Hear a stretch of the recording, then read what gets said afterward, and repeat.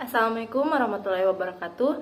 Dalam tugas kelompok kali ini, kami akan memaparkan ide startup yang telah kami buat dan juga sekaligus dengan struktur jabatan organisasi yang telah dibagi kepada setiap anggota kelompok. Berikut ini adalah struktur jabatan organisasi kami yang dimulai dari Muhammad Rafli M sebagai CEO. Perkenalkan, nama saya Muhammad Rafli M dengan NIM F521211031. Pada ide startup kali ini, saya akan memegang jabatan sebagai CEO, sebagai pemimpin di struktur organisasi perusahaan. Peran CEO bisa dikatakan yang paling penting. Kualitas seseorang CEO bisa menentukan masa depan perusahaan yang dipimpinnya. Bukan hanya dari segi internal, CEO juga diharapkan bisa menjaga hubungan dengan pihak eksternal seperti investor. Secara umum, peran CEO mencakup beberapa hal berikut. Yang pertama, merancang dan mengomunikasikan visi perusahaan, memotivasi anggota tim, merekrut anggota tim, memprediksi tren pasar, menguraikan strategi bisnis perusahaan, membangun hubungan dengan investor, mengatur biaya dan anggaran. Dan selanjutnya akan dilanjutkan oleh teman kelompok saya, yaitu Abid Muhsin.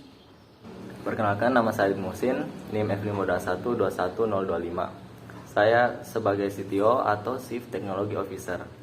Tidak seumum CTO. CTO merupakan kependekan dari Chief Technology Officer yang bertanggung jawab atas produk. Seorang Chief Technology Officer adalah eksekutif yang bertanggung jawab atas kebutuhan teknologi organisasi, serta penelitian dan pengembangannya. Tanggung jawab CTO meliputi 1. Menyatukan pengembangan produk, 2. Memahami dan mengadopsi perkembangan teknologi, 3. Mengelola perkembangan produk.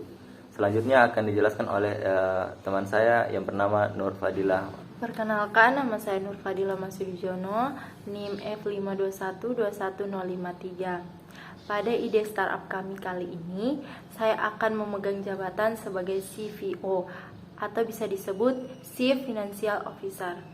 CFO adalah jabatan di suatu perusahaan, terutama bertanggung jawab untuk mengelola risiko keuangan korporasi.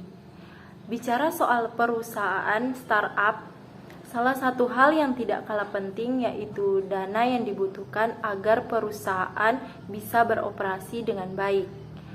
Untuk mengurus bagian ini, maka diperlukan seorang CFO atau Chief Financial Officer. Lingkup tanggung jawab CFO pada struktur organisasi perusahaan yaitu yang pertama, membentuk strategi penggalangan dana. Yang kedua, membuat keputusan yang berhubungan dengan sumber daya manusia, seperti merekrut, memecat, menggaji, keuntungan, dan akuisisi. Yang ketiga, merumuskan dokumen keuangan.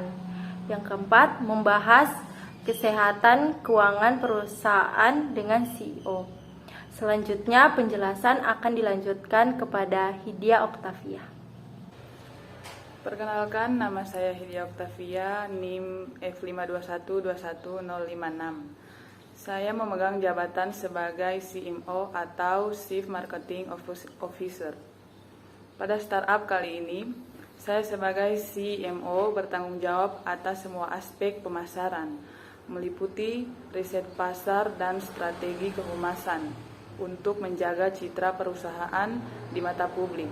Secara umum, lingkup kerja CMO meliputi yang pertama, mengembangkan strategi pemasaran, yang kedua, melaksanakan riset pasar, yang ketiga, menjaga citra perusahaan, yang keempat, menciptakan kampanye humas. Selanjutnya akan dilanjutkan kepada Devi Arum Wulandari. Yang terakhir, perkenalkan, nama saya Devi Arum Wulandari dengan nomor stambuk F521211017. Peran saya pada startup kami yaitu COO, Chief Operating Officer. Segala hal yang berkaitan dengan operasional perusahaan menjadi tanggung jawab seorang COO atau Chief Operating Officer. Namun, di masa-masa awal pembentukan startup, biasanya peran COO bisa diambil alih oleh CEO. Ketika perusahaan startup sudah semakin besar dan berkembang, barulah CEO masuk struktur organisasi perusahaan.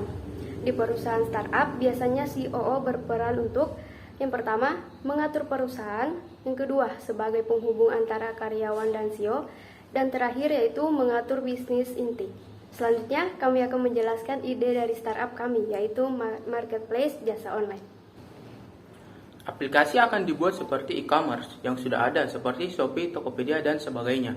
Tetapi perbedaannya adalah jika mereka menjual suatu barang, maka kita akan menjual suatu jasa yang lebih seperti ke pekerja kasar yang langsung turun ke lapangan atau rumah. Contohnya seperti untuk membangun suatu patung di halaman rumah atau memesan suatu plafon yang bermotif.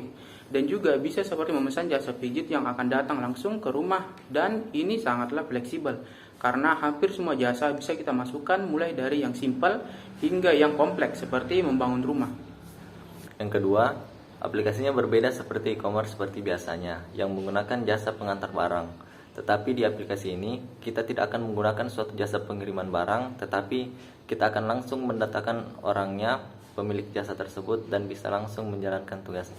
Yang ketiga, aplikasinya akan berjalan sesuai dengan jasa yang tersedia di daerah masing-masing karena sifatnya yaitu regional, dikarenakan jasa yang dipesan akan langsung datang ke rumah dan tentu saja tidak dapat melakukan perjalanan keluar pulau. Oleh karena itu, ketersediaan jasanya akan disesuaikan oleh daerah masing-masing.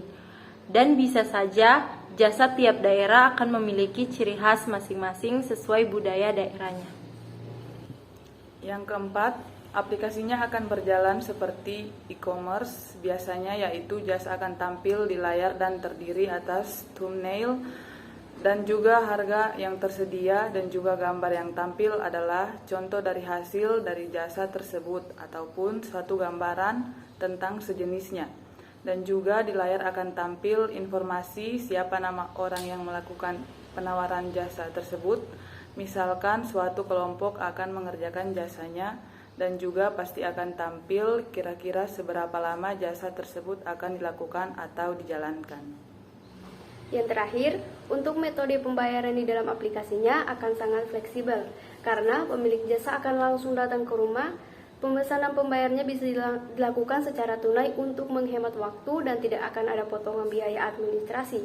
Dan juga mungkin kedepannya akan ditambahkan metode pembayaran lainnya yang bisa saja akan berguna seperti QRIS dan lain-lain.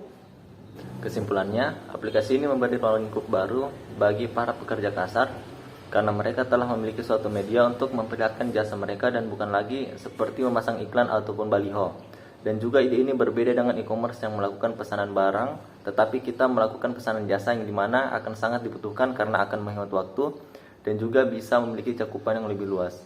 Sekian dari ide startup yang kami paparkan. Kesalahan katanya mohon dimaafkan. Wassalamualaikum warahmatullahi wabarakatuh.